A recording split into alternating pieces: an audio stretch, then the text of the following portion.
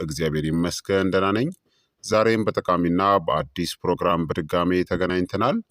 በዛሬው የጤና ፕሮግራማችን ላይ የምንመለከተው የነርቭ ስርዓታችን እያረጀ መሆኑን የሚያሳዩ 10 ዋና ዋና ምልክቶችን እነግራችኋለሁኝ። እንዴት አድርጋችሁ ነርቮቻችሁን ደግሞ መጠበቅ እንደምትችሉም በደንብ የምነግራችሁ ይሆናል ማለት ነው።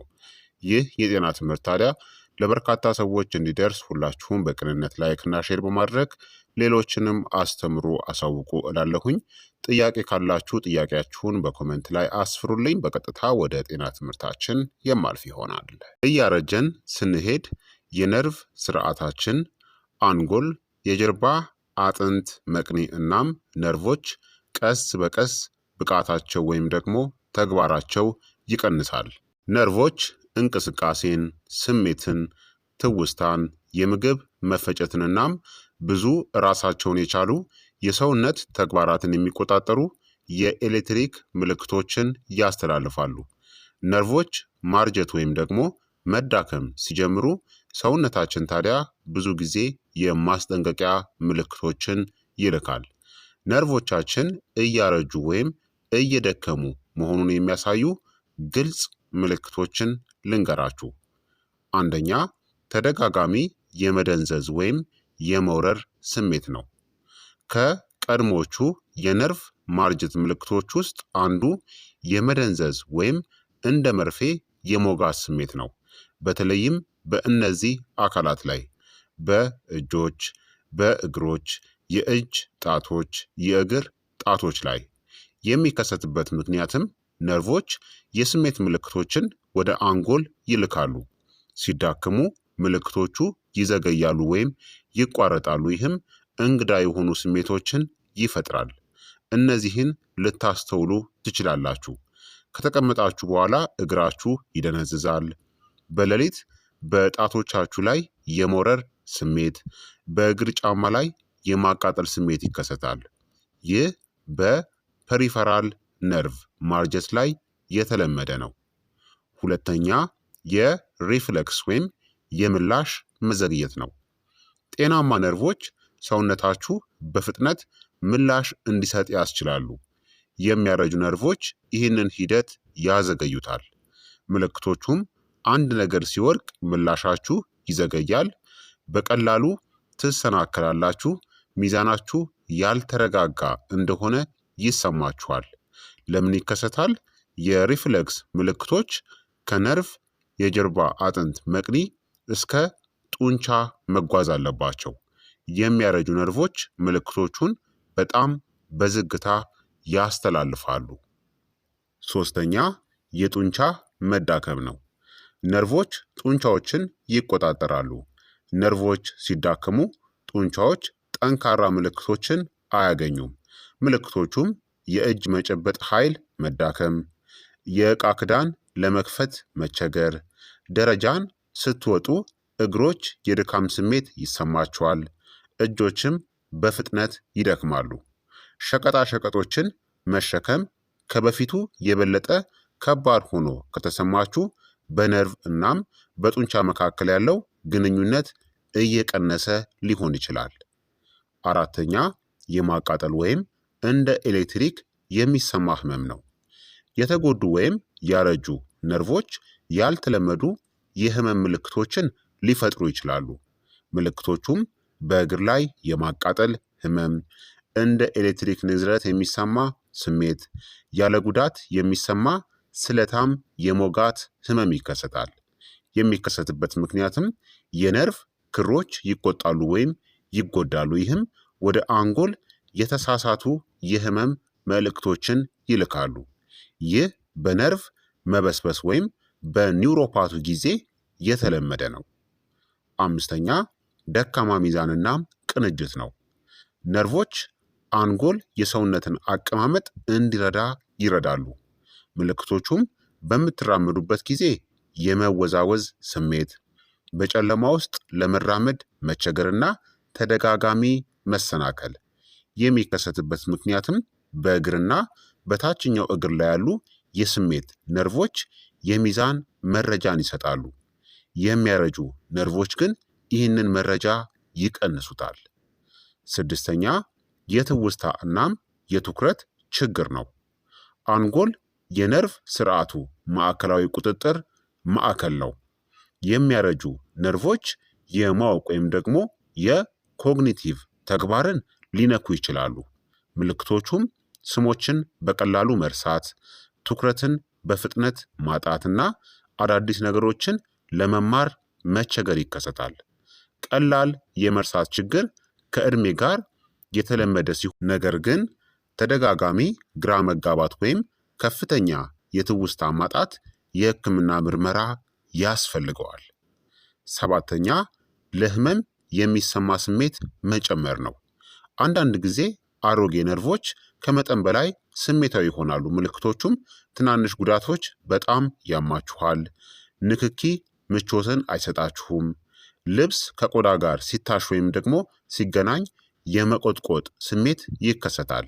ምክንያቱም የተጎዱ የነርቭ ጫፎች የተጋነኑ የህመም ምልክቶችን ይልካሉ። ስምንተኛ የምግብ መፈጨት ችግሮች ነው። የነርቭ ስርዓቱ አንጀትና የምግብ መፈጨትን ይቆጣጠራል። ምልክቶቹም የምግብ መፈጨት መዘግየት፣ ተደጋጋሚ የሆድ ድርቀት፣ የሆድ መነፋትና ያልተስተካከለ የሆድ ዕቃ እንቅስቃሴ ይከሰታል። ምክንያቱም የአንጀት ነርቭ ስርዓት ከእድሜ ጋር ይዳከማል። ይህም የአንጀትን እንቅስቃሴ ያዘገየዋል። ዘጠነኛ በእጆችና በእግሮች ላይ የስሜት መቀነስ ነው። የሚያረጁ ነርቮች ሙቀትን፣ ግፊትን እናም ንዝረትን የመለየት ችሎታቸውን ሊያጡ ይችላሉ። ምልክቶቹም ትናንሽ መቆራረጦችን አለማስተዋል፣ የሙቀት ወይም የቀዝቃዛ ውሃ ስሜት መጥፋትና ጫማዎች እንግዳ ሆነው መሰማት ግን ህመም አለመኖሩ። አደጋው ታዲያ የስሜት መቀነስ ለጉዳት ወይም ለቃጠሎ የመጋለጥ ዕድልን ይጨምርባችኋል። አስረኛ የእንቅልፍ ችግሮች ነው። የነርቭ ስርዓቱ የእንቅልፍና የንቃት ዑደትን ይቆጣጠራል። ምልክቶቹም ቶሎ ለመተኛት መቸገር፣ በሌሊት ደጋግማችሁ መንቃት፣ ቀላል ወይም ደግሞ እረፍት የሌለው እንቅልፍ ይከሰታል። ምክንያቱም የሚያረጁ ነርቮች የሜላቶኒን ቁጥጥርን እናም የአንጎል የእንቅልፍ ምልክቶችን ይነካሉ። ታዲያ የነርቭ ማርጀትን የሚያፋጥኑ ዋና ዋና ምክንያቶች ምን እንደሆኑ እንመልከት። አንዳንድ ልማዶችና ሁኔታዎች የነርቭ መጎዳትን ወይም ደግሞ እርጅናን ያፋጥኑታል። እነዚህም መጥፎ አመጋገብ ካለ፣ የቢ ቫይታሚኖች፣ የማግኔዥየም እና የጤናማ ቅባቶች እጥረት የነርቭ ተግባርን ያዳክማል። ከፍተኛ የደም ስኳር ካለ፣ ስር የሰደደ ከፍተኛ ግሉኮስ የነርቭ ክሮችን ይጎዳል። የቫይታሚን ቢ12 እጥረት ካለ፣ ቫይታሚን ቢ12 ነርቭን ለመጠበቅና ለመጠገን አስፈላጊ ቫይታሚን ነው። ስር የሰደደ ውጥረት ወይም ስትረስ ካለ፣ የውጥረት ሆርሞኖች በጊዜ ሂደት የነርቭ ሴሎችን ይጎዳሉ።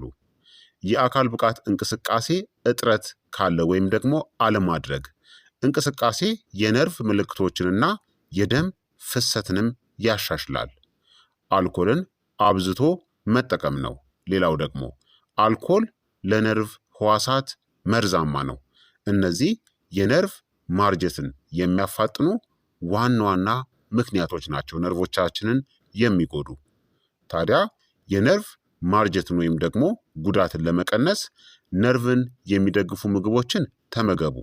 ጥሩ አማራጮች የምንላቸው እንቁላል፣ ወፍራም ወይም ደግሞ ስባማ አሳዎች ፋቲ ፊሽ፣ ለውዝና ዘሮች እንደ ተልባና ቺያሲድ፣ አቮካዶ እናም ቅጠላ ቅጠሎችን ተመገቡ። እነዚህ የቢ ቫይታሚኖችን፣ ኦሜጋ ስሪ ቅባቶችንና አንቲ ኦክሲዳንቶችንም ይሰጣሉ። በየቀኑ ደግሞ ተራመዱ። መራመድ ወይም እንቅስቃሴ ማድረግ የነርቭ የደም ዝውውርን እናም የአንጎል ተግባርን ያሻሽላል። በቀን ለ30 ደቂቃዎች ተራመዱ። በቂ ቫይታሚን ቢ12ን አግኙ። አስፈላጊ ምንጮች እንደ እንቁላል፣ አሳ፣ የወተት ተዋጽኦችና ስጋ። ቢ12 ማይሊን ሺዝ የተባለውን የነርቭ መከላከያ ሽፋንን ይጠብቃል። በየቀኑ ደግሞ ከ7 እስከ 8 ሰዓታት ተኙ። ጥልቅ እንቅልፍ አንጎል የነርቭ ግንኙነቶችን እንዲጠግን ያስችለዋል። ስኳርንም ቀንሱ። ከመጠን በላይ ስኳር ትናንሽ የነርቭ ክሮችንና የደም ስሮችን ይጎዳል። ታዲያ መቼ ዶክተርን ማየት ያስፈልጋል? እነዚህ ካጋጠማችሁ የህክምና እርዳታን አድርጉ። የማይለቅ የመደንዘዝ ስሜት፣ ከባድ የማቃጠል ህመም፣ ድንገተኛ የጡንቻ መዳከም፣ የሚዛን መዛባትና ተደጋጋሚ መውደቅ፣ እነዚህ ከባድ የሆነ የነርቭ መታወክ ምልክቶች ሊሆኑ ይችላሉ። ታዲያ እነዚህን ካስተዋላችሁ ነርቮቻችሁ ደግሞ እያረጁ ሊሆን ይችላል። መውረር ወይም መደንዘዝ፣ የጡንቻ መዳከም፣ የሚያቃጥል የነርቭ ህመም፣ ደካማ የሆነ ሚዛን፣ የትውስታ ችግሮች፣ የስሜት መቀነስ፣ የምግብ መፈጨት ችግሮችና የእንቅልፍ መዛባት። ቀደምት የአኗኗር ዘይቤ ለውጦች ታዲያ የነርቭ ጤናን ሊጠብቁ እናም ሊያሻሽሉ ይችላሉ። ስለዚህ ክቡራትና ክቡራን ተመልካቾቼ የዛሬው የጤና ትምህርት እንግዲህ ይህንን ይመስል ነበረ። የነርቭ ስርዓታችን እያረጀ ወይም ደግሞ ነርቮቻችን እየተጎዱ መሆኑን የሚያሳዩ 10 ቀደምት ምልክቶችን በዚህ ቪዲዮ ላይ ነግሬያቸዋለሁ ማለት ነው። ይህ የጤና ትምህርት ታዲያ ለበርካታ ሰዎችም እንዲደርስ ሁላችሁም በቅንነት ላይክና ሼር ማድረጋችሁን በፍጹም እንዳትዘነጉ። ጥያቄ ካላችሁ ጥያቄያችሁን በኮመንት ላይ አስፍሩልኝ። በቀጣይ የጤና ትምህርት እስከምንገናኝ እኔንም እናንተንም ቸር ያቆየን። መልካም ጊዜ፣ መልካም ቆይታ። ቻው ቻው።